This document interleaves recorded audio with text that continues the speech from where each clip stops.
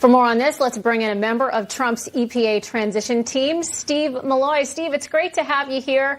You know, this whole releasing oil from our reserves to avoid polarizing our anti-drilling base of voters charade, it's really nothing new for Biden. We saw him do it about a month ago with 30 million barrels. And as you can see, gas prices are still sky high. In fact, they've gone up. So 1 million barrels a day over the next 6 months isn't really a whole lot, is it? No, well, thanks for having me. No, it's not. I mean, he tried to announce last fall that he was going to reduce gas prices by releasing oil from the Strategic Petroleum Reserve. That failed. He's trying it again. He's trying a slightly larger number. It's not going to make a difference. He's not doing anything to reduce the price of oil. He tries to talk a good game, but he's not doing anything. He's put a halt on new oil and gas leasing. His claim that, there are 9,000 leases that aren't being used, I mean, that's largely false. A lot of those, thousands of those leases are in litigation.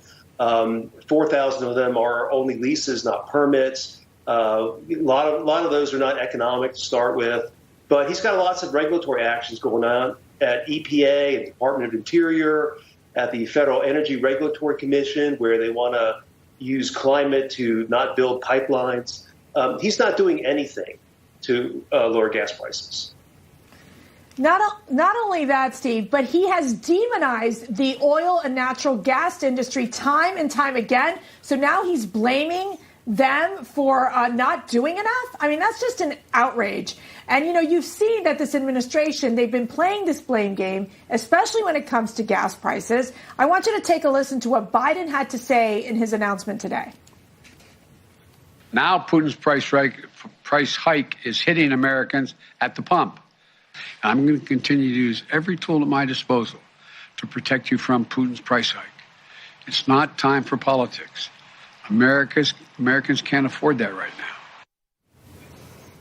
I mean, he can barely put a sentence together. Price hike, price bike. God only knows what he's saying. He was literally doing what he said not to do. And, if Biden really wants to not play politics, I mean, how about giving President Trump credit for getting a steal on filling up the reserves during Russia's oil price wars with Saudi Arabia back in 2020? But to a larger point, isn't President Biden just slapping a Band-Aid on the real problem and creating a national security threat?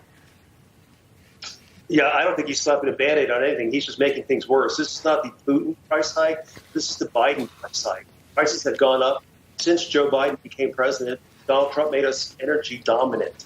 Prices were low. Now prices are rising. When you assign blame for Putin's invasion, blame to Joe Biden, Biden owns the whole thing. And, the fact that nothing happens in our society without fossil fuels, we are dependent on them. And to cripple our ability to produce fossil fuels, which is really our lifeblood, and that's not going to change in 10, 20, 30, 40 years. I mean, there's just no technology on the horizon to supplant fossil fuels. I mean, he's endangering our national security, as you said. And Steve, in that piece earlier with our reporter, we heard the oil industry accused Biden of playing a game of whack-a-mole, they called it. And if you thought that was a good one-liner, get a load of what Tim Stewart from the U.S. Oil and Gas Association had to say. He said, quote, "The administration is acting like the deadbeat nephew who refuses to find a job and instead opens a new credit card each month while he finishes writing his screenplay." He went on to say that they have refused to conduct any new lease sales or expedite federal permits, and that is a much better option than drawing down our strategic reserves. Like that screenplay, nobody is buying it. I mean, do you think the Biden administration is ever going to get the memo, or are they going to stay stuck in this green energy haze? Look, their agenda is the climate agenda. They have no interest in lowering gas prices.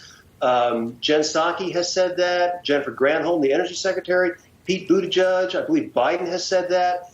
They want gas prices high to force us into clean energy, which, there's no there. Biden's